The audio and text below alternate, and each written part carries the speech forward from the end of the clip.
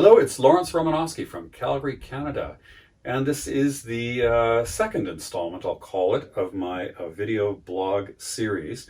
And to get started, what I thought I'd do is share with you some of the items that I've collected over the years that I have here in my little automotive den. I've always found it particularly interesting what things people collect, because I think it really describes their journey and their interests and gives some insight to who they are. So I'll share with you some of the things on the shelves and on the wall here, and we'll use that as a starting point to go into some automotive topics later.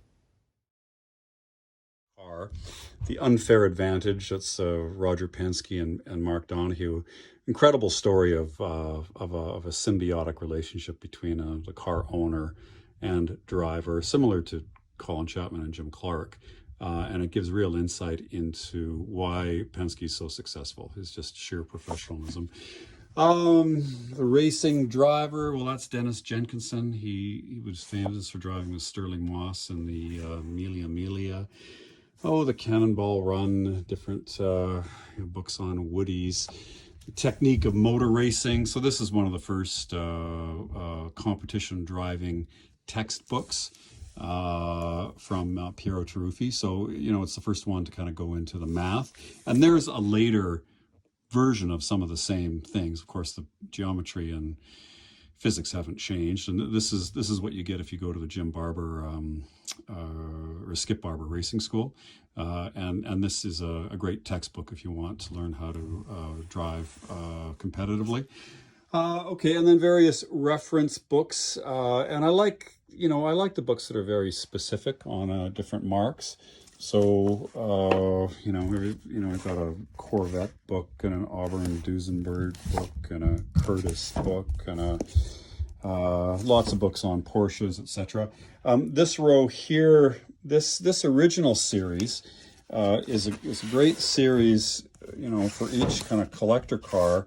And this is the one where you go to get, production quantities and all the original colors and the original equipment and what are the corrective ins for which year and how many were produced, etc., etc. So they're all written by different authors, but when I go and look at a collector car, either for my own or a client, usually I pull out one of these books, and the first thing I do is just get all the production data.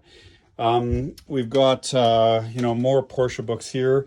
Excellence Was Expected. This is Ludwigsgen, and he's been writing, he's in my Road and Track collection. He wrote articles in the 1950s. And this series, Excellence Was Expected, the first volume was, I think it was in the late 70s. And then 10 years later in 2008, I think he came out with this set. And there's a new set out with a fourth volume. So this is up to 2008. So the new volume is four volume set. That's out now. And people have called it the best automotive book on any car by anybody. So that's definitely, if you're a Porsche fan, that's a must have. He also follows it up with these two books here, The Genesis of Genius and the Porsche Origin of the Species. So if you get through the 3 or 4 volume Excellence Was Expected and these two books from Ludwigsgen, there won't be a lot about Porsche that you don't know. When I read the review of Excellence Was Expected, they said, I think the guy quoted, I think I have this right, you'd expect a 1,400-page tome from Ludwigsgen to be definitive, and it is. Okay. These are really interesting books. The Automotive Handbook. They've made those since the 1950s. I guess there's a 10th edition now. I first heard about these from Dennis Simonitis. I can't remember. Engineering editor from Road and Track, who used to work for the SAE, which is a Society of Automotive Engineers, and he'd always reference it. And these books are interesting because they make absolutely no effort to dumb anything down. So they're primarily meant for, for engineers. Although they do helpfully give you a little bit of a summary before each topic. This is useful when you are going through some of the technology from the different manufacturers, who all put the different systems in their own acronyms, PCCBs, or whatever it is, to describe their torque vectoring and their all-wheel drive system or their lighting systems or whatever. And it's hard to understand the technology. It's great to go to this book because you get a summary of it. Most of that technology is done in conjunction with Bosch anyway. So they're the supplier, or they would work with the OEM manufacturers to develop that stuff anyway. So you find that you've got the same system on lots of different cars, all Bosch systems, all the same system, but it's called something different on the sales room floor. So it's good to understand that. My Amelia tire pressure gauge. This book on bongers is another Porsche book that goes through all the roof cars, which people who know me will know I like.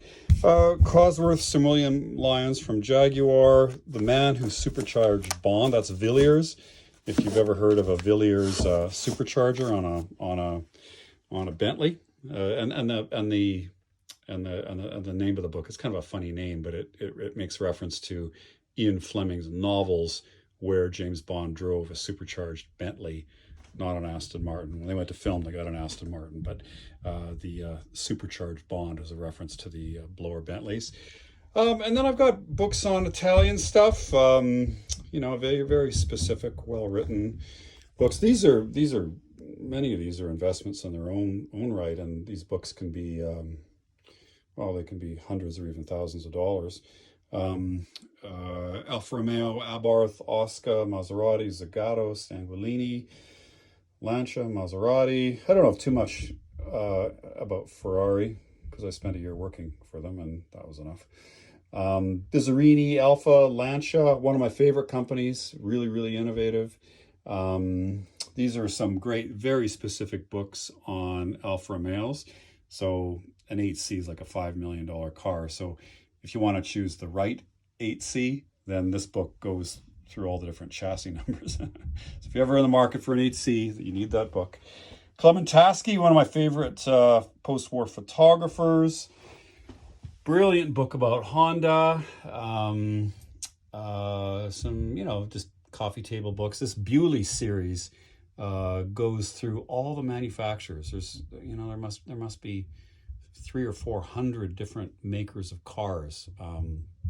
Now there's like 5, but back then, in the turn of the century, the turn to the 20th century, there was like huge numbers of independent car makers, and of course most of them was greatly diminished by the 50s, and then it's further consolidated. Another Alfa Romeo book, Moving Beauty, was a great show in Montreal a couple decades ago. McLaren, great book on the McLaren F1 driving ambition.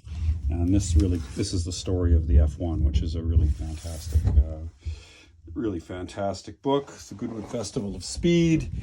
More LJK Setright, Zen and the Art of Motorcycle Maintenance. Climax in Coventry. Yeah, don't Google that. But it's the story of Walter Hussein and Henry Mundy, who came from ERA and then built the Coventry Climax engine, which is a fire pump engine, which then Colin Chapman picked up, which became a racing engine. And it's just a great story of a group of British engineers.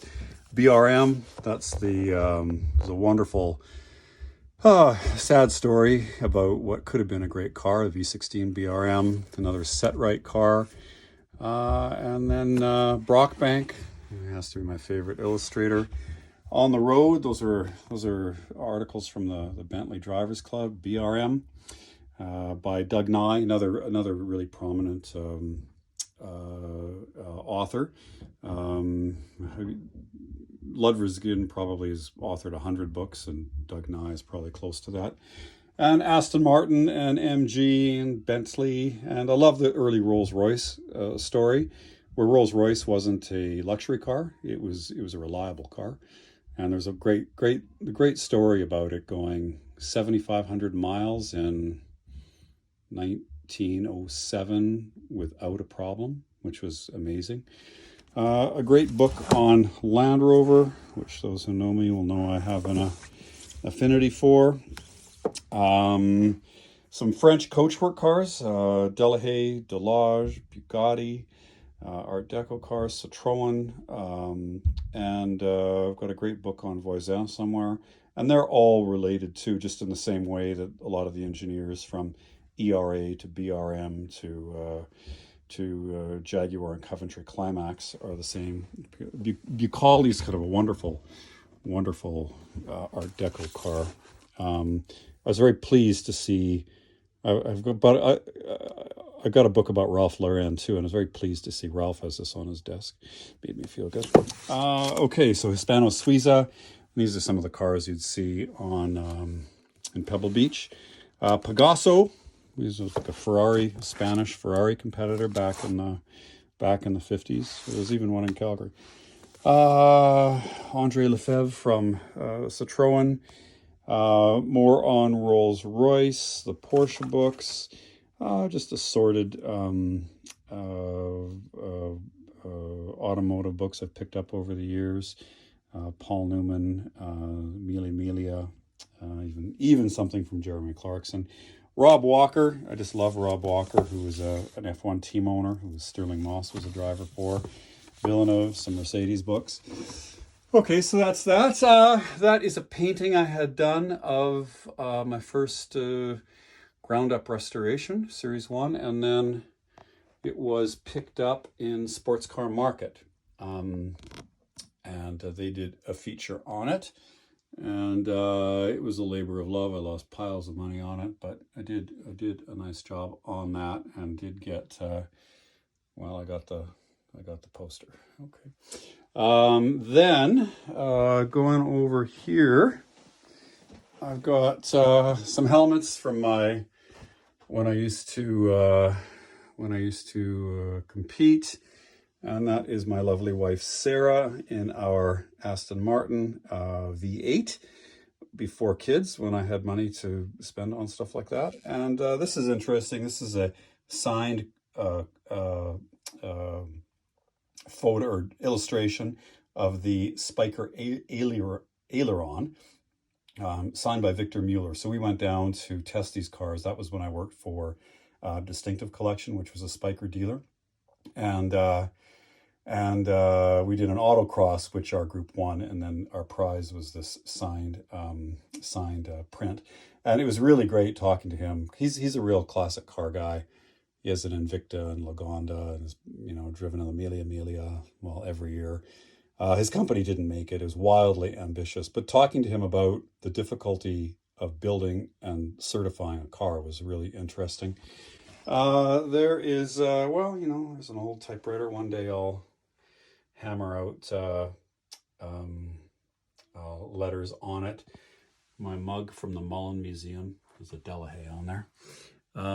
There's Sarah and I, and that's our E-Type, when, again, pre-kids, when it's a Series 3 V12 E-Type. Nice print on a Land Rover. A local broker, Doug Hall and Friend, gave me a bunch of automotive quarterlies.